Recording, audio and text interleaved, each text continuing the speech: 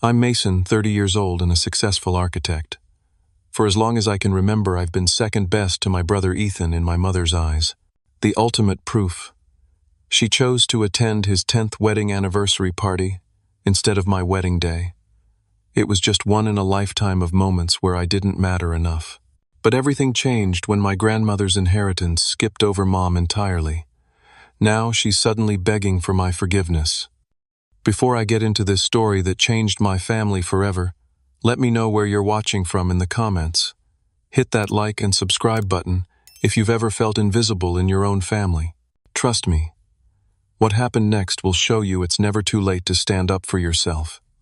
Growing up in suburban Chicago, I noticed the difference in how my mom treated me and my brother Ethan pretty early on.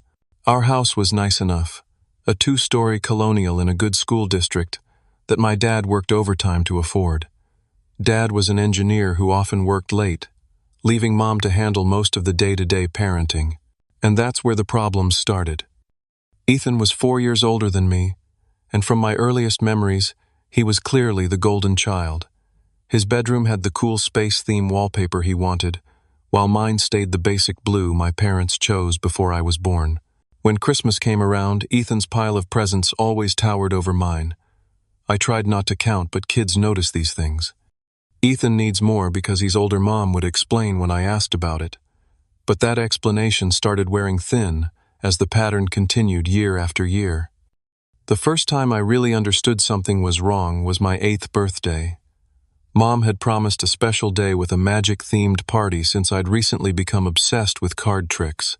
Dad had even hired a local magician to perform. My friends arrived, we played games, and everything was going great until about halfway through. "Mason, honey," Mom said, pulling me aside while my friends were eating cake. "I need to leave for a little while. Your brother needs help with his science project that's due tomorrow." I remember staring at her cake fork in hand, trying to process what she was saying. "But it's my birthday party. Dad's here and the magician is about to start. I'll be back before it's over." She kissed my forehead quickly. "Ethan's project is worth 30% of his grade." She didn't come back until after all my friends had left. Dad tried to make up for it, helping me open presents and making a big deal about each one.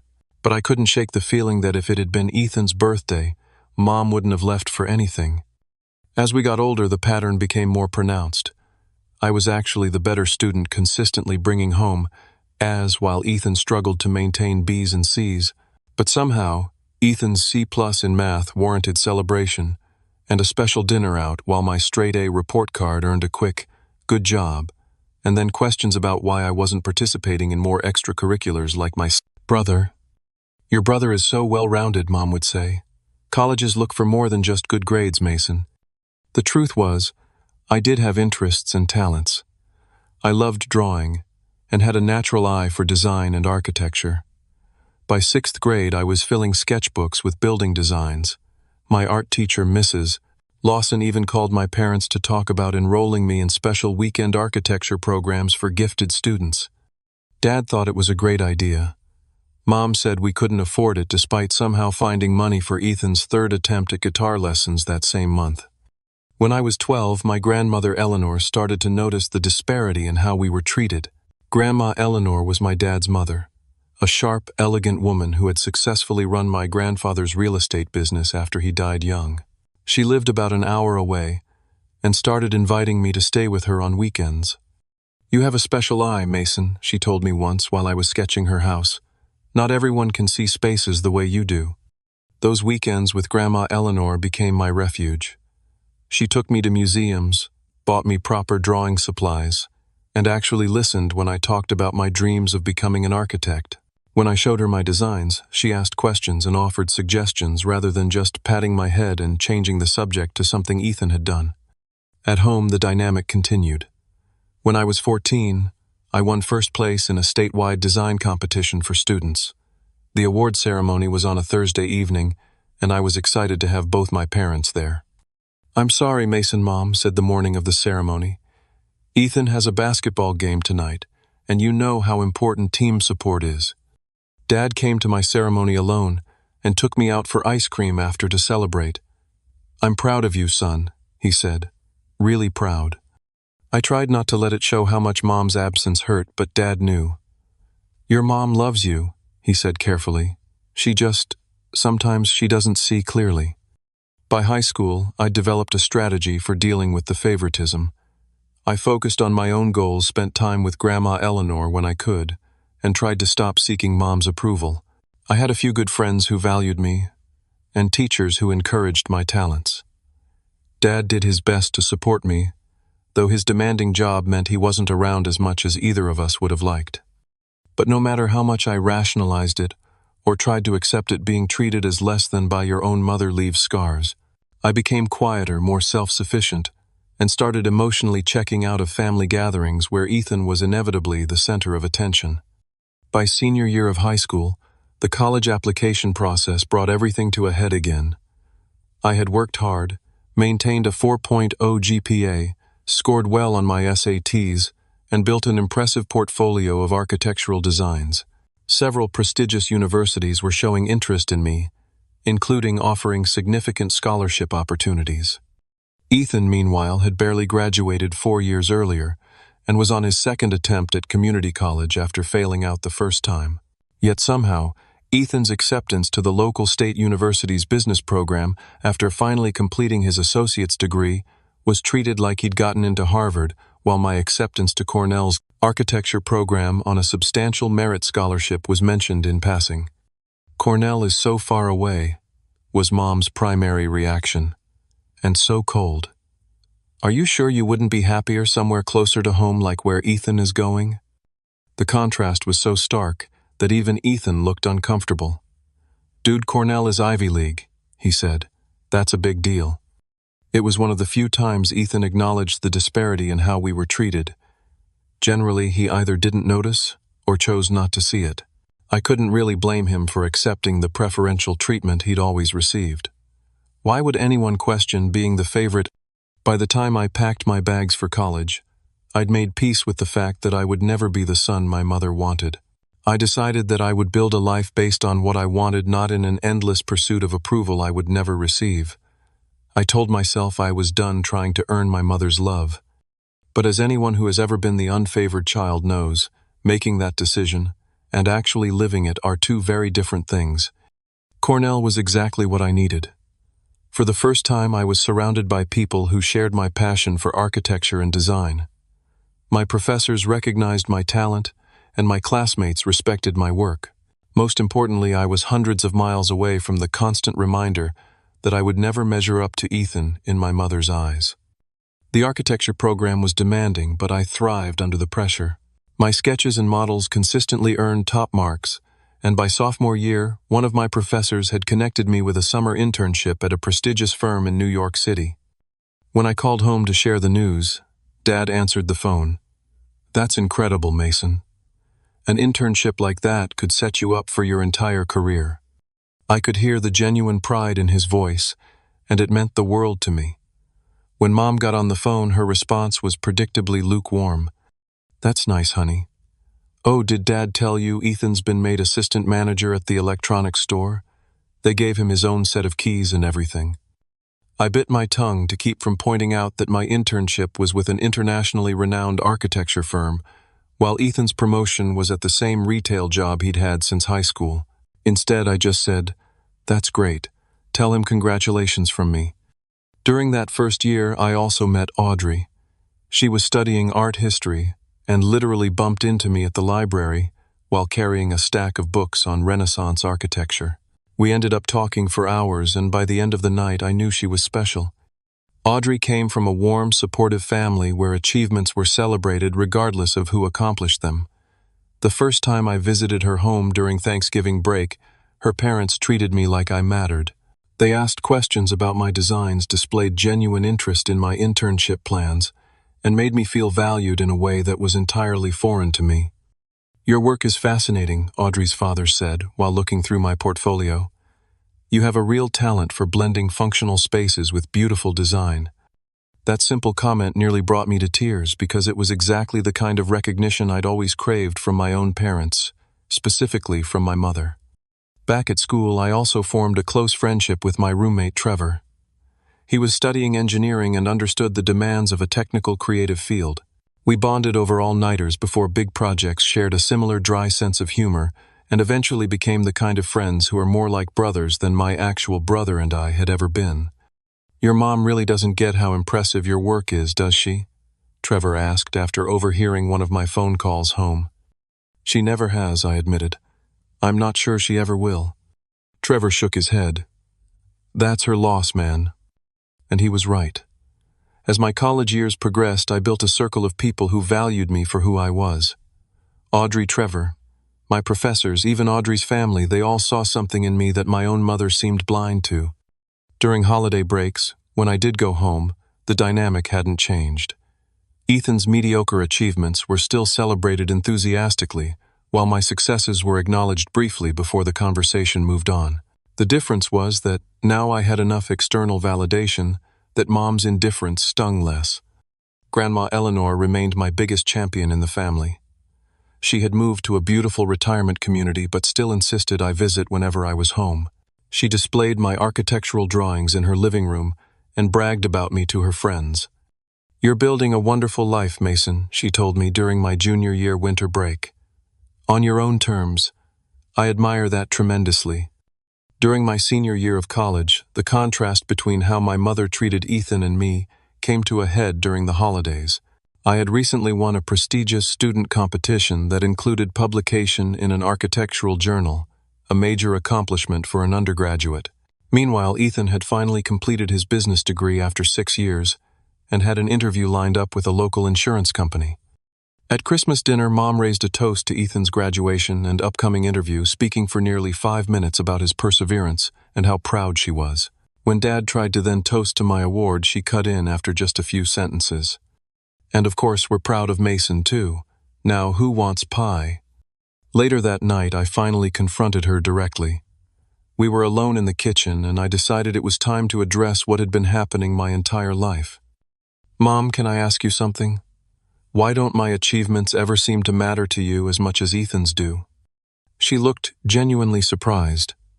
"What are you talking about? Of course they matter." "No, they don't. I just won an award that could launch my career, and you barely acknowledged it." Meanwhile, Ethan finally finished the degree he should have completed 4 years ago, and you act like he's cured cancer. Her face hardened. "That's not fair, Mason. Ethan has always struggled more than you. Things come easily to you." "They don't come easily, Mom. I work incredibly hard. The difference is that you notice his effort and ignore mine." "You're being too sensitive," she said dismissively. "I love both my sons equally." "You might love us both, but you don't treat us equally. You never have." She shook her head and busied herself with cleaning up, effectively ending the conversation. Nothing changed, but at least I'd finally said what I'd been holding in for years. When graduation approached, I learned I would be receiving my degree with highest honors. The ceremony would include special recognition for the select few students graduating summa cum laude. I sent formal invitations to my parents and Grandma Eleanor months in advance. 2 weeks before the ceremony, Mom called.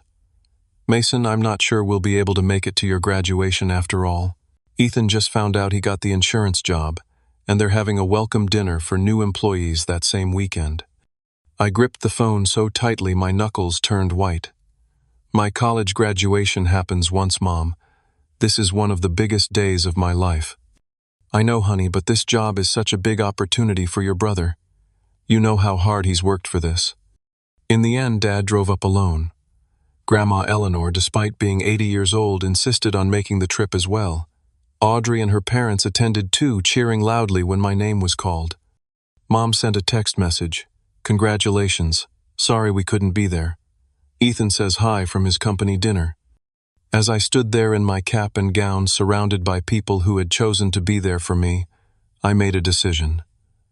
I would no longer expect anything from my mother. I would live my life, build my career, and find happiness without her approval. It was the only way forward. Little did I know that the pattern of favoritism was about to hit even more painful heights in the years to come. After graduation, I accepted a position with Sullivan & Partners, a cutting-edge architecture firm in Boston. The starting salary was excellent, the firm's reputation was stellar, and it put me about 4 hours from my hometown, just enough distance to make frequent visits impractical without completely cutting me off from family. Audrey and I had been dating for 3 years by this point, and she had been offered a curatorial assistant position at the Boston Museum of Fine Arts. We decided to move together, finding a small but charming apartment in Cambridge that we could just afford if we combined our entry-level salaries. My career took off almost immediately. The skills and creativity that had made me stand out in college translated well to professional work. Within my first year, one of my design elements was incorporated into a major commercial project, earning me recognition within the firm and an unexpected bonus. I called home to share the news, hoping that professional success might finally earn my mother's genuine approval. Dad was thrilled, asking detailed questions about the project and my contribution. Mom said, "That's nice, dear," before quickly changing the subject to Ethan's new company car, a standard perk for all insurance agents at his level. Meanwhile, Ethan was struggling with the realities of his job. The insurance position wasn't working out as he'd hoped, and within 8 months he'd quit to start his own business selling custom promotional products to local companies. Mom spoke about this career move as if he were a visionary entrepreneur taking a bold risk rather than someone who couldn't handle the structure of corporate employment. "Your brother is so brave," she told me during one phone call. "It takes real courage to bet on yourself like that." What she didn't mention, but Dad later revealed, was that she had given Ethan $20,000 from her personal savings to launch this venture. This was money that had supposedly been set aside for both of us to eventually inherit. "I didn't know how to tell you," Dad said when he finally admitted this to me. "I tried to talk her out of it, but you know how she gets when it comes to your brother." Dad's health had begun to decline around this time. Years of stress and long hours had taken their toll, and at 60 he was diagnosed with heart problems that required him to significantly reduce his workload. This meant I started traveling home more frequently to help out, despite the discomfort of being around Mom's ongoing favoritism. During these visits, I noticed that Ethan rarely came by to help with yard work or home repairs, despite living just 20 minutes away. Yet Mom constantly made excuses for him. He was busy with his new business. He had networking events. He and Rachel were looking at houses in better neighborhoods. Rachel was Ethan's wife, a woman who seemed perfectly matched to him in her expectations of preferential treatment. She had never worked during their marriage, claiming various creative pursuits that never materialized into actual projects. She expected lavish gifts for every occasion and complained when the offerings didn't meet her standards. "I can't believe your mother only got me a $100 spa certificate for my birthday," I overheard her telling Ethan during one family dinner. "Your brother's girlfriend got a similar one, and she's not even family yet." What Rachel didn't know was that Audrey's gift had actually come from Dad alone, while Rachel's had come from both parents. The disparity continued even in the smallest details. During this period, my relationship with Grandma Eleanor deepened. Now in her late 70s, she remained sharp as ever and increasingly concerned about the family dynamics.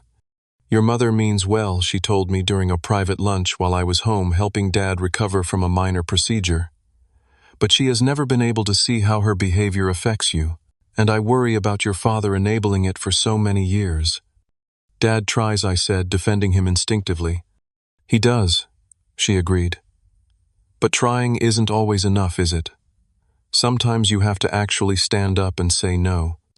As Dad's health issues continued, he began to have serious conversations with me about the future. During one visit, he asked me to take a walk with him around the neighborhood, something the doctor had encouraged for his recovery. "I need to talk to you about something important," he said as we walked slowly past familiar houses. "It's about my will and what happens after I'm gone." My stomach tightened. I didn't want to think about Dad not being here. "Mason, I've watched how your mother has treated you compared to Ethan all these years. I've tried to make up for it, but I know it hasn't been enough." "Dad, you don't have to." He held up his hand. "Please let me finish. I've made some decisions about my estate that your mother doesn't know about. I've set up a separate trust for you that she can't access or change.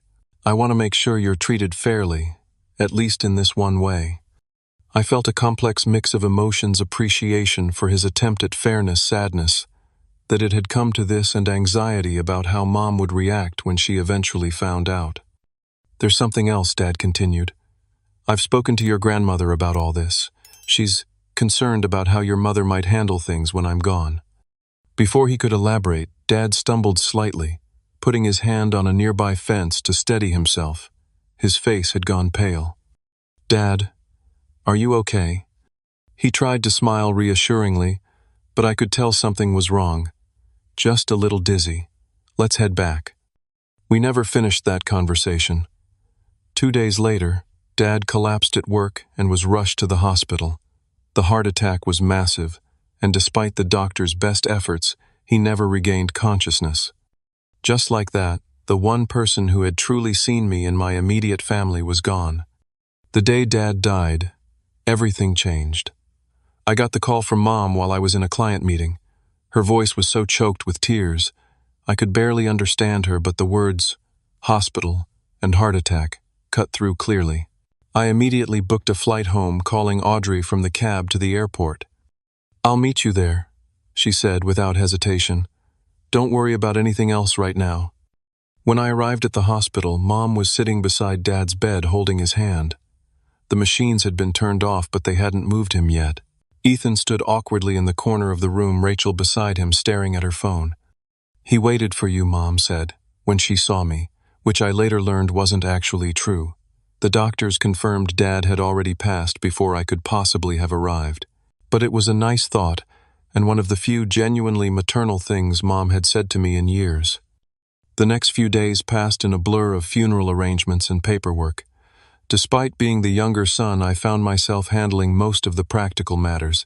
My career in architecture had given me organizational skills that proved useful in navigating the chaos of death certificates, funeral homes, and insurance policies. Mom leaned heavily on Ethan, emotionally calling him at all hours and asking him to stay at the house. When decisions needed to be made about the service, she deferred to him on almost everything from the choice of music to which photo of Dad would be displayed. "What do you think your father would have wanted?" she asked Ethan during one planning session, despite the fact that I had spent far more time with Dad in recent years due to his health issues. Actually, I interjected gently. Dad told me specifically that he wanted Amazing Grace played. It was his mother's favorite hymn. Mom looked surprised, then slightly annoyed. "Well, Ethan thinks the other song would be more appropriate, and he knew your father's tastes better." I bit my tongue, remembering this wasn't the time for old arguments. Grandma Eleanor, who had arrived the day after Dad's death, caught my eye across the room and gave me a sad, knowing smile. The funeral itself was well attended. Dad had been respected in the community and had many friends from work and local organizations. I was asked to deliver one of the eulogies, which I crafted carefully to honor the man who had tried his best to bridge the gap in our fractured family.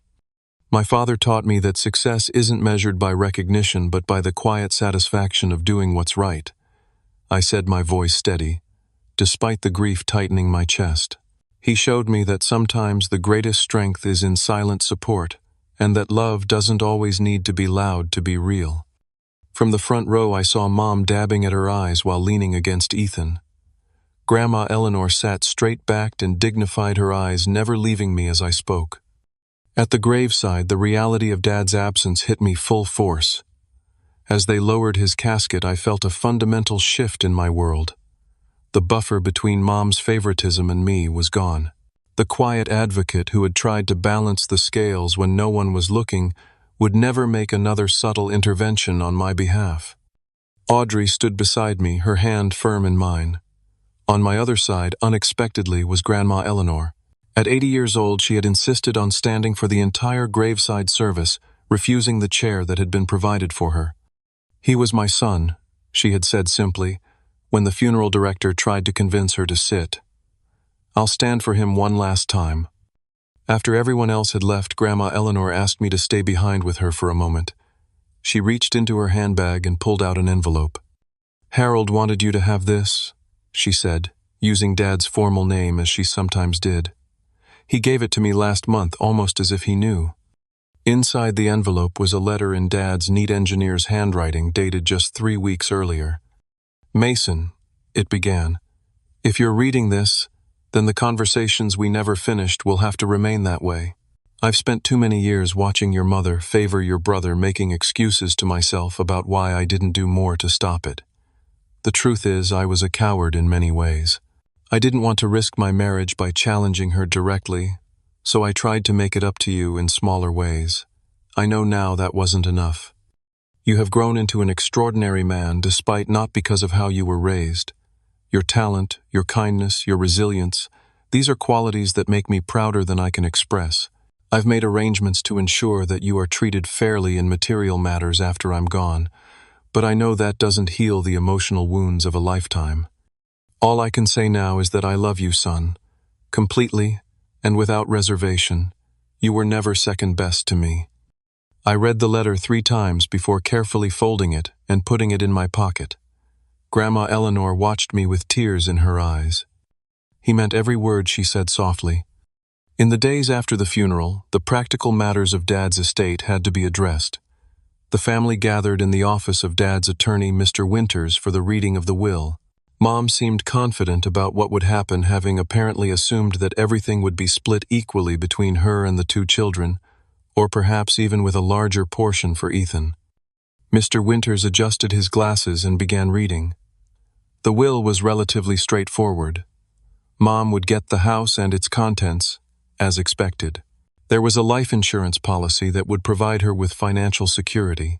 But then came the surprise: the bulk of Dad's personal investments and savings had been placed in a separate trust with me as the sole beneficiary. "This can't be right," Mom interrupted. "There must be a mistake." "There's no mistake, Mrs. Walker," Mr. Winters said calmly. "Your husband was very clear about his wishes. He updated his will last year, and I personally verified that he understood the implications of his decisions." Mom turned to look at me, a mixture of shock and betrayal on her face. "Did you know about this?" "I knew Dad was concerned about being fair," I said carefully, "but I didn't know the details." The drive home was silent and tense. When we arrived back at the house, Mom immediately went to her room without speaking to anyone. Ethan pulled me aside, his expression unusually serious. "Look, I know things haven't always been balanced between us," he said awkwardly. "But did you have to take everything? Mom's really upset." "I didn't take anything, Ethan. Dad made these decisions on his own, and Mom is well provided for. She has the house, the life insurance, and her own savings. I didn't mention that a significant portion of her savings had already gone to fund his business ventures. Still, it feels like you turned Dad against us somehow." I almost laughed at the irony. "Trust me, that's not what happened." In the following weeks, I returned to Boston and tried to process everything that had occurred. The grief of losing Dad, the complicated feelings about his final attempt to balance the scales, and the newly strained relationship with Mom and Ethan all weighed heavily on me. Audrey was my rock during this period. She listened without judgment, held me when the grief became overwhelming, and gently encouraged me to focus on healing rather than resentment. One evening, about 2 months after Dad's death, we were walking along the Charles River at sunset. We'd been discussing a weekend trip we'd planned to take with Dad before his sudden passing, a visit to Frank Lloyd Wright's Falling Water, which Dad had always wanted to see. "We should still go," Audrey said. "Your dad would have wanted that." "You're right," I agreed. He was so excited about it. We stopped walking, looking out over the water as the sky turned brilliant shades of orange and pink. In that moment, I realized how completely Audrey had become my family, the one person who saw me clearly and loved me without conditions or comparisons. "Marry me," I said, the words coming out before I'd even processed the thought. Audrey turned to me, her eyes wide with surprise. "What?" "Marry me," I repeated more confidently this time. "I don't have a ring yet, and this isn't how I plan to do this, but I know one thing for certain. I want to build a life with you." Her smile lit up brighter than the sunset behind her. "Yes," she said simply. "Absolutely yes." That weekend, we did go to Falling Water, and standing on the iconic balcony overlooking the waterfall, I felt Dad's presence strongly. He would have loved this place with its perfect harmony of natural and built environments, and he would have loved Audrey, who understood that this trip was part of my grieving process. When we returned to Boston, I bought a ring, a simple but elegant diamond that I knew suited Audrey's taste. We took photos of the ring and of us together to share the news with family and friends. Audrey's parents were thrilled, immediately calling to congratulate us and beginning to talk about wedding plans. Trevor organized an impromptu celebration with our friends in Boston. Grandma Eleanor sent a beautiful handwritten letter expressing her joy and including a generous check to help with wedding expenses. Mom's reaction was considerably more subdued. "Well, that's nice," she said when I called to tell her. "Have you set a date yet?" "Not officially, but we're thinking next spring." "Oh, you might want to reconsider that timing," she said quickly. "Ethan and Rachel are planning something special for their 10th anniversary around then. They're thinking of renewing their vows." I felt the familiar sting of being considered secondary but pushed past it. "We'll keep that in mind, but we'd really like a spring wedding." What I didn't know then was that this conversation was the prelude to what would become the most painful example yet of where I stood in my mother's priorities. Audrey and I began planning our wedding with excitement and optimism. We wanted something meaningful but not extravagant, a celebration that reflected our values and relationship. We found a beautiful venue, a restored historic building with architectural significance that spoke to my professional passions and Audrey's love of history. The venue had limited availability, so we immediately secured a date in late April. It was perfect. Spring flowers would be blooming, the weather would likely be mild, and it gave us just over 10 months to plan. We sent save-the-date cards to our guest list in June, giving everyone plenty of advance notice. I called Mom personally to make sure she had received her save-the-date card. "Yes, it came yesterday," she confirmed. "April 27th. I put it on my calendar." "Great," I said, feeling relieved that there would be no confusion. "We're really excited about the venue we found." "That's nice, dear." "Oh, before I forget, Ethan and Rachel stopped by yesterday with the most wonderful news. They're planning a big anniversary celebration for their 10th. They're thinking of doing a vow renewal ceremony and then a big party. Isn't that lovely?" "Sure," I said, trying to sound enthusiastic. "When are they planning to do it?" "They're looking at spring dates." Rachel has always loved spring events. A sense of foreboding crept over me, but I pushed it aside. Surely they wouldn't choose the same weekend after we'd already sent out save the dates. Even in my family, there had to be limits to the favoritism. For the next few months, wedding planning proceeded smoothly. Audrey and I chose our wedding party with Trevor as my best man. We selected a caterer, hired a photographer, and Audrey found a dress she loved. I threw myself into designing unique invitations that showcased my architectural style combined with elements of Audrey's art history background. Throughout this period, Mom called regularly but rarely to ask about our wedding plans. Instead, she would spend most of each call talking about Ethan and Rachel's anniversary celebration, which was apparently growing more elaborate by the week. "They're thinking of having it at the country club," she told me in September. "Rachel wants to wear her original wedding dress, but they're adding a blue sash to symbolize their years together. So creative."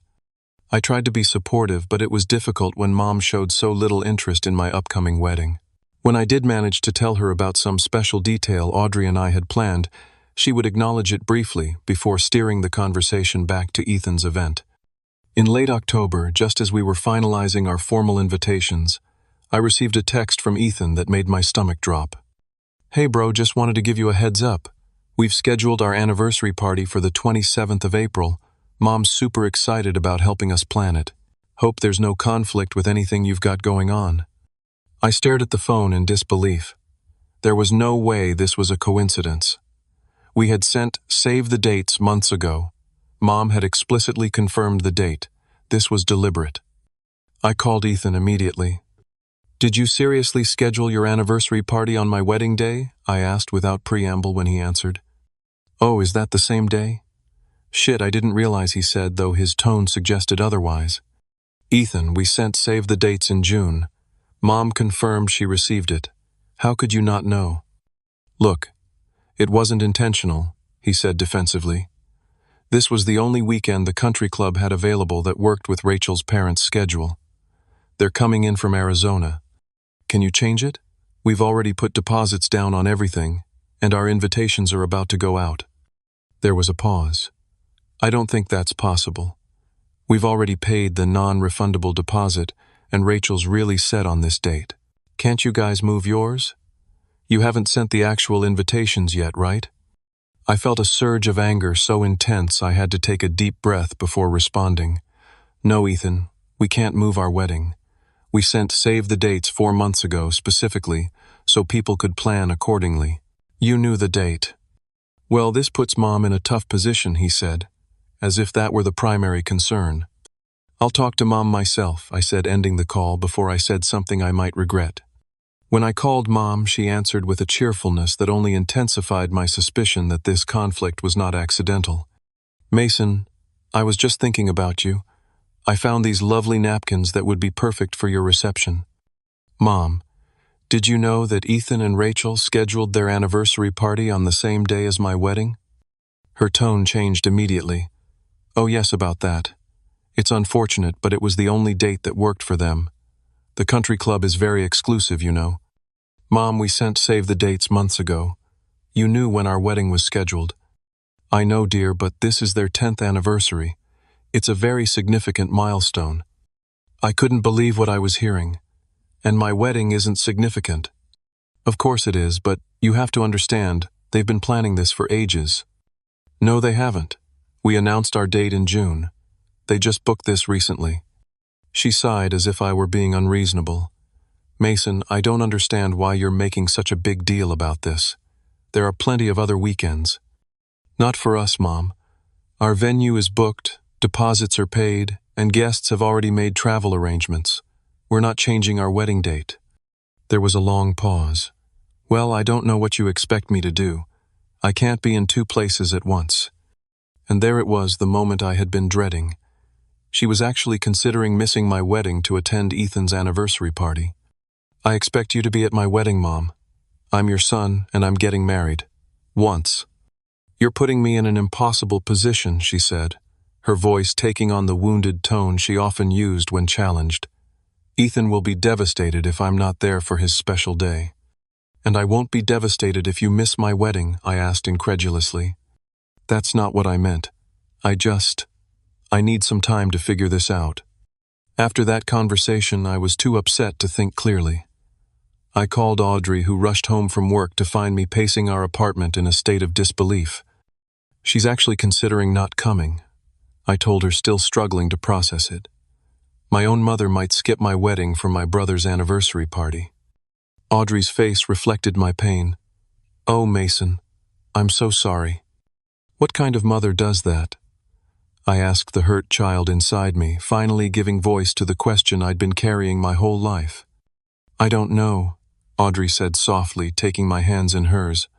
But I do know that we're going to have a beautiful wedding surrounded by people who truly love and support us. And if your mother makes the wrong choice, that's her loss. In the weeks that followed, the situation deteriorated further. Mom began suggesting compromises that all involved us changing our plans to accommodate Ethan and Rachel. Perhaps we could have a morning ceremony, and they could have an evening reception, or maybe we could move our wedding to the following day, making it a Sunday wedding, when many of our guests would need to travel. Each suggestion made it clearer that in her mind, our wedding was the flexible event, not their anniversary party. The years of subtle and not-so-subtle favoritism had culminated in this. My once-in-a-lifetime wedding day was less important than my brother's party celebrating a marriage that from all appearances wasn't even particularly happy. Grandma Eleanor was outraged when I told her what was happening. Despite her age, she immediately offered to intervene. This has gone too far, she said firmly. I'm going to speak to your mother. I never learned exactly what was said during that conversation, but afterward Mom stopped pushing for us to change our date. Instead, she went silent on the subject entirely, neither confirming nor denying her attendance at our wedding. As our wedding day approached and final RSVPs were due, I made one last attempt to clear the air. I called Mom and asked directly if she would be attending. Her response broke something in me that I hadn't realized was still intact. Mason, I've thought about this a lot, and I just can't miss Ethan and Rachel's celebration. They've put so much into planning it, and Rachel would never forgive me. I hope you can understand. I couldn't speak for several seconds. When I finally found my voice, it was steady but cold. I understand. Perfectly, Mom. You've made your choice clear. Not just about the wedding, but about our relationship going forward. Don't be dramatic, Mason. It's just one day.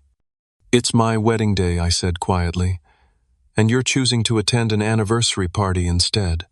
That says everything I need to know about where I stand with you. After hanging up, I sat in silence for a long time. The pain was acute, but beneath it was a strange sense of clarity. The dynamic that had defined my childhood and adult relationship with my mother had finally been laid completely bare. There was no more room for excuses or rationalization. My mother had chosen explicitly and unambiguously to prioritize my brother over me on what should have been one of the most important days of my life. And in doing so, she had finally freed me from the hope that things might someday be different. Our wedding day dawned clear and beautiful, with spring sunshine filtering through new leaves and a gentle breeze carrying the scent of early blooms. The historic building looked even more spectacular than when we'd first seen it, with white flowers and greenery accenting its classic architecture. As I stood in a side room preparing for the ceremony, Trevor straightened my tie and handed me a small glass of whiskey. "One toast before we go out there," he said, raising his own glass. "To building the family you deserve." I smiled, genuinely touched by his words. "Thank you. For everything." Grandma Eleanor had arrived the day before, insisting on staying at a hotel despite our offer to host her in our guest room. At 80 years old, she looked elegant and determined as she made her way to the front row where my mother should have been sitting. "You look handsome, Mason," she said, reaching up to pat my cheek. "Your father would have been so proud today." Those words meant everything to me. As I took my place at the altar, I looked out at the gathered guests. Audrey's large, supportive family filled several rows. My friends from college and work sat interspersed with hers. The only glaringly empty seats were where my immediate family should have been. But as the music began and Audrey appeared at the end of the aisle, those empty seats ceased to matter. She was radiant, her eyes locked on mine as she walked toward our future together. In that moment, I knew with absolute certainty that whatever family wounds I carried, they would not define the family we would build together. The ceremony was everything we had hoped for: meaningful, personal, and filled with genuine emotion.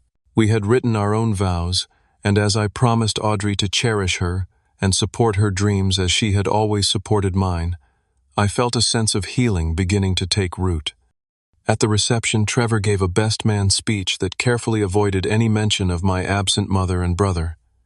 Instead, he focused on our friendship, my character, and his admiration for the relationship Audrey and I had built. "I've watched Mason overcome challenges with grace and determination," he said, raising his glass. "And I've seen how completely Audrey accepts and loves him for exactly who he is." Together, they remind us all what family should really be about. The evening was filled with dancing, laughter, and the kind of genuine celebration that can't be manufactured. Audrey's parents treated me like their own son, making a point to tell me how happy they were to officially welcome me to their family. Late in the evening, Grandma Eleanor found a quiet moment to speak with me alone. "I want you to know something," she said, her voice strong despite her age. "What your mother did today was wrong, deeply wrong. And while I've tried to understand her behavior over the years, I can no longer make excuses for it." I nodded, appreciating her directness. "But I also want you to know this," she continued. "You have built a beautiful life, Mason. You've chosen love and growth over bitterness. That shows remarkable strength of character." The next morning, as Audrey and I prepared to leave for our honeymoon, I made the conscious decision not to check social media. I knew that if I did, I would likely see posts from my mother or brother about their anniversary celebration. Instead, I focused on the beginning of my married life and the 2-week trip to Italy that awaited us. It wasn't until we returned that I saw the posts. There were dozens of photos from Ethan and Rachel's anniversary party, with Mom featured prominently in many of them. She looked happy and proud, posing with the couple and helping cut their anniversary cake. The captions spoke of family traditions and celebrating a decade of love with those who matter most. The exclusion was so complete, so deliberate, that it left no room for ambiguity. I hadn't just been left out of an event, I had been erased from the family narrative entirely. After seeing those posts, I made a decision I had been considering for years. I went no contact with my mother. I didn't make a dramatic announcement or send an explanatory email. I simply stopped responding to her occasional texts and declined her infrequent calls. For 2 years, Audrey and I built our life together without my mother in it. My career continued to flourish, with a major promotion making me the youngest associate partner in my firm's history. Audrey secured a position as a full curator at the museum, specializing in architectural elements in Renaissance art. We bought our first home, a fixer-upper, with good bones that allowed me to put my design skills to practical use. We discussed starting a family, beginning to plan for children who would know what unconditional love felt like from the start. Throughout this period, Grandma Eleanor remained a steady presence in our lives. Though her age made travel difficult, we visited her regularly, and she delighted in seeing photos of our home renovation progress and hearing about our professional achievements. Meanwhile, through occasional updates from Grandma Eleanor, I learned that Ethan's business was struggling. The initial success had been short-lived, and he had cycled through several business ideas without finding sustainable success. Mom had continued to provide financial support, depleting her savings further. It was during this period that I received a prestigious architectural award for a sustainable urban housing project I had designed. The award ceremony was covered in several industry publications, and apparently word got back to my hometown. The first text from Mom in months arrived shortly after. "Just saw about your award. Congratulations. Would love to hear more about it." I didn't respond. The time when her approval would have meant something had long passed. More texts followed over the subsequent weeks, each one acting as if there had been no estrangement, no missed wedding, no 2 years of silence. "Thinking of you today. Saw a building on television that reminded me of your style. Hope you and Audrey are well." I showed these messages to Audrey, unsure how to feel about this sudden attempt at connection. "What do you think she wants?" I asked. Audrey considered this carefully. "I'm not sure, but I think you should trust your instincts about whether her interest is genuine." My instinct said it wasn't, and I continued my policy of no contact. Then, about 27 months after our wedding, I received an unexpected call from Grandma Eleanor's retirement community. Eleanor had been hospitalized after a fall, and the prognosis wasn't good. I immediately booked flights for Audrey and me. When we arrived at the hospital, we found Mom already there, sitting awkwardly in the waiting room. Our eyes met briefly before I looked away, focusing instead on finding Eleanor's doctor. The news wasn't what I had hoped for. At 82, Eleanor's body wasn't responding well to treatment and complications had developed. The doctor spoke candidly about preparing for the worst while hoping for improvement. Over the next several days, Audrey and I practically lived at the hospital. Mom appeared daily as well, though we managed to coordinate our visits to minimize interaction. The one time we ended up in Eleanor's room simultaneously, the tension was palpable, until Eleanor herself addressed it. "For goodness sake," she said weakly from her hospital bed, "I'm too old and too tired for this. Diane, go get yourself some coffee. I need to speak with Mason alone." After Mom left, Eleanor fixed me with the direct gaze that had always seen through pretense. "Mason, I need to tell you something important." I moved closer to her bed, taking her frail hand in mine. "What is it, Grandma?" "I've made decisions about my estate," she said, her voice gaining strength with each word. "Decisions your mother won't like, but that I believe are right." "Grandma, you don't need to." "Let me finish," she interrupted. "I've watched for decades as your mother favored Ethan, making excuse after excuse for behavior that didn't deserve it. I saw how it hurt you, and how it hurt your father to witness it. I'm making my own statement with what I leave behind." I didn't know what to say, so I simply squeezed her hand gently. "You've made me proud, Mason," she continued. "You've built a good life despite the hurt. You've chosen love over bitterness. That's a rare strength."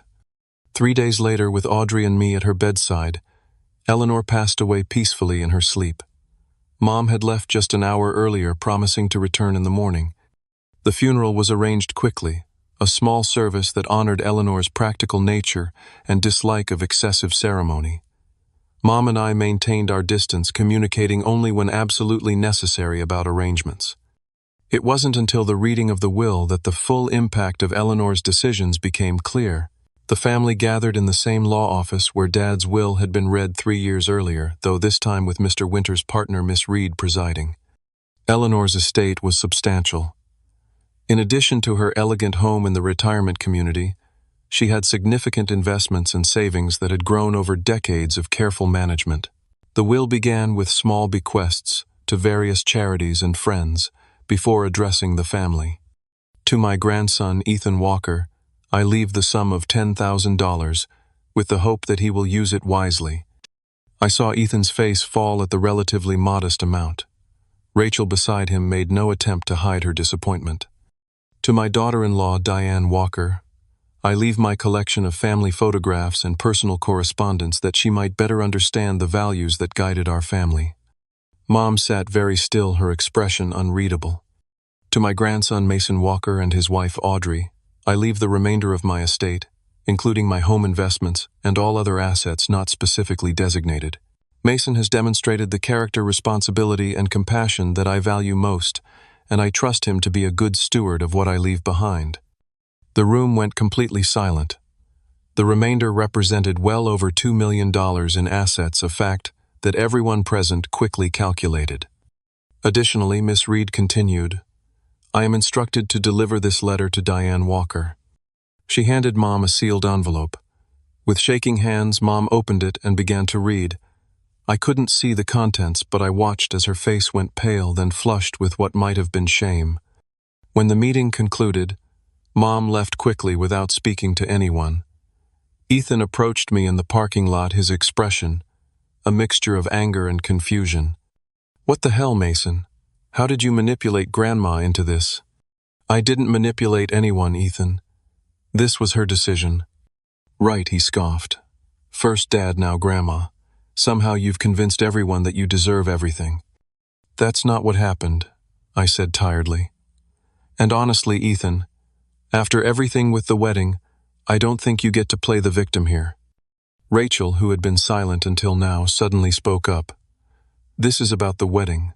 Seriously, you're still holding a grudge because your brother had an anniversary party the same day. Get over it. I looked at her incredulously. It wasn't just any day. It was my wedding day, and my mother chose to attend your party instead, so yes, that matters to me. Before the conversation could escalate further, Audrey gently took my arm. We should go, she said quietly. This isn't the time or place. She was right, as she so often was. We left without further confrontation, but I knew this wasn't the end of the family drama. The inheritance had shifted the power dynamic in a way that would force long-buried issues to the surface.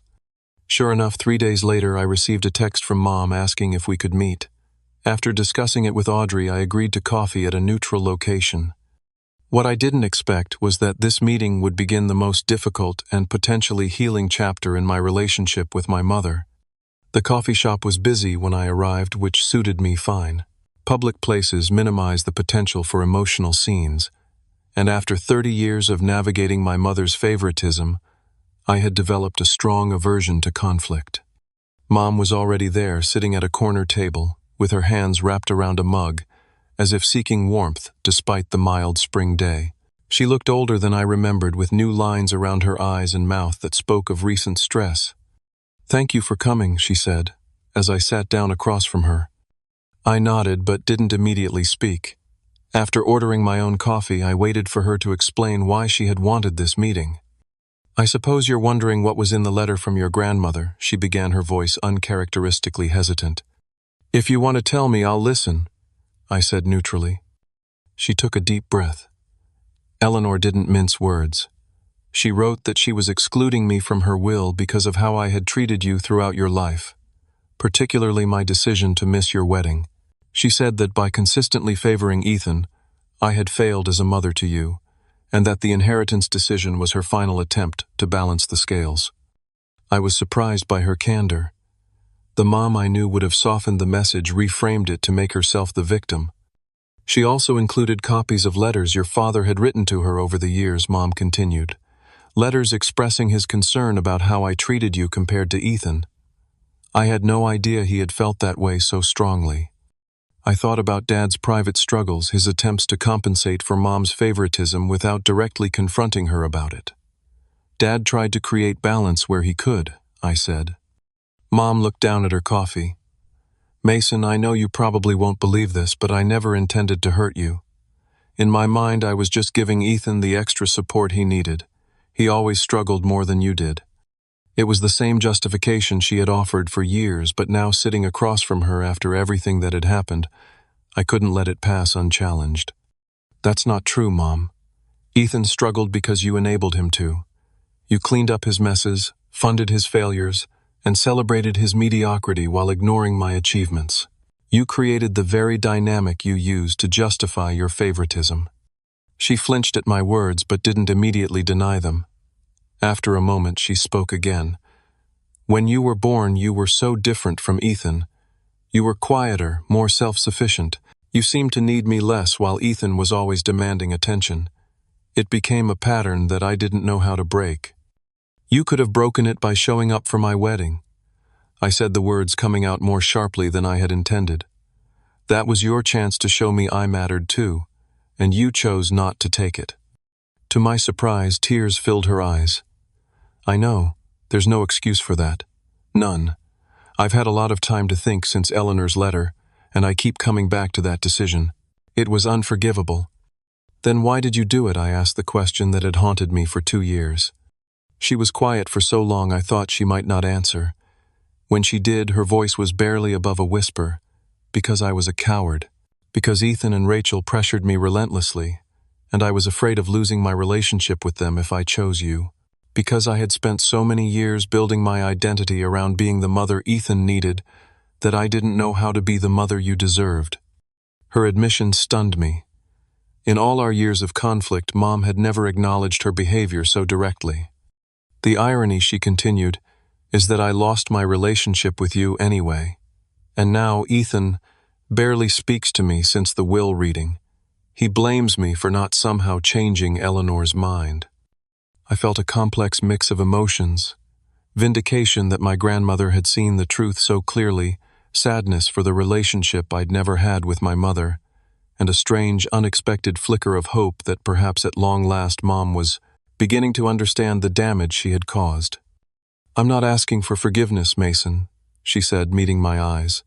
I don't deserve it, but I am asking for a chance to try to do better, to be in your life on whatever terms you set. The money doesn't matter to me. What matters is that I've finally realized what I've lost by my own choices. I wanted to believe her, but after a lifetime of disappointment, trust didn't come easily. I need time to think about this, I said finally. And if I do decide to give you another chance, there would have to be boundaries. Clear ones. She nodded quickly. Of course, anything. I need to talk to Audrey too. This affects her as well. I understand. And Mason, thank you for meeting me today. I know you didn't have to. As I drove home afterward, I found myself remembering something Grandma Eleanor had once told me. Forgiveness isn't about erasing the past. It's about creating the possibility for a different future. When I got home, Audrey was waiting with her characteristic patience and wisdom. I told her everything about the meeting, including Mom's unprecedented admission of her failures. What do you think I asked her? Am I crazy to even consider giving her another chance? Audrey considered this carefully. I don't think you're crazy, but I do think you need to protect yourself. If you decide to rebuild a relationship with your mother, it should be on terms that acknowledge the past rather than pretending it didn't happen. And what would that look like? Maybe starting small. Coffee once a month. Clear boundaries about what topics are open for discussion. And most importantly, an understanding that if she falls back into old patterns, you'll step away again. Over the next few weeks, I thought deeply about what I wanted. The hurt child in me craved the maternal love I'd never fully received. The rational adult recognized that even if Mom was genuinely remorseful, decades of behavior patterns wouldn't change overnight. Finally, I called her and suggested another meeting, this time with Audrey present as well. We met at a quiet restaurant, and I laid out my conditions for cautiously reopening our relationship. First, I need an acknowledgement that what happened throughout my childhood, and especially with the wedding, was wrong. Not just regrettable or a misunderstanding, but wrong. Mom nodded. It was wrong. All of it. I failed you as a mother, and there's no justification for that. Second, if we're going to have any relationship moving forward, it has to be balanced. That means no more talking endlessly about Ethan and his life, while showing minimal interest in mine. I understand, she said. I want to know about your life, Mason. Really know. Third, we start small. Monthly meetings like this. We build trust gradually. That seems fair, she agreed. And finally, I need you to understand that this is conditional. If you revert to old patterns, if you dismiss my feelings, or prioritize Ethan in hurtful ways, again, I will cut contact, permanently this time. She looked pained but nodded. I accept those terms. I know I have to earn your trust, and I'm willing to try. The next several months were a strange new chapter in our relationship. Mom made visible efforts to change, asking questions about my work and genuinely listening to the answers. She brought photos of my childhood that I'd never seen before, sharing memories from a perspective I hadn't heard. She even tentatively began to build a relationship with Audrey, recognizing her importance in my life. There were missteps, of course. Old habits emerged occasionally, like when she automatically defended Ethan when I mentioned his name in passing. But unlike before, she caught herself, apologized, and tried to do better the next time. 6 months into this cautious reconciliation, Audrey and I invited her to dinner at our home for the first time. As we gave her a tour showing the renovations I had designed and implemented, she stopped in what would eventually be a nursery. "Are you planning?" she asked, looking at the half-painted walls. "We're expecting," Audrey confirmed, smiling. "Due in February." Mom's eyes filled with tears. "You're going to be wonderful parents," she said softly. "Both of you." It wasn't a dramatic declaration of change. There was no movie moment where all past hurts were suddenly healed. But in that simple acknowledgement of our shared future, I felt something shift. The possibility of a different kind of relationship, not perfect, not without its scars, but perhaps finally based on seeing each other clearly. As for Ethan, our relationship remained distant. The inheritance had created a rift that his pride wouldn't allow him to bridge. Occasionally, Mom would mention attempts to connect with him, but I made it clear that my boundaries included not being her emotional support regarding Ethan. "That's something you need to work through with him," I told her. "Or with a therapist, but not with me." She accepted this, another small sign of change. In the years since, we've built a cautious but increasingly genuine relationship. When our daughter Eleanor, named after her great-grandmother, was born, Mom became the grandmother I had doubted. She could be present, supportive, and careful to give Audrey and me space to parent on our terms. The trust builds slowly, one interaction at a time. There are still moments when old wounds throb, when a careless word or forgotten promise triggers memories of a lifetime of being second best. But there are also new memories forming. Mom teaching little Eleanor to bake cookies, showing up reliably for birthdays and school events, respecting our family boundaries. I've come to understand that the inheritance wasn't just about money. It was Grandma Eleanor's final lesson to all of us about values, consequences, and the true meaning of family. The financial security it provided was significant, but the clarity it forced was the real gift. Looking back on this journey from neglected child to confident adult, I realized that family wounds don't heal in straight lines. Reconciliation doesn't erase history. It builds something new that acknowledges the past while refusing to be defined by it. The child who craved his mother's approval has become a man who understands his own worth regardless of others' ability to recognize it. And that, perhaps, is the most valuable inheritance of all. So I want to ask you, have you ever had to establish boundaries with family members who hurt you? How did you balance forgiveness with self-protection? Let me know in the comments below. And if this story resonated with you, please like, subscribe, and share it with someone who might need to hear that it's never too late to stand up for your own worth. Thank you for listening to my story, and remember that sometimes the family we build matters more than the family we're born into.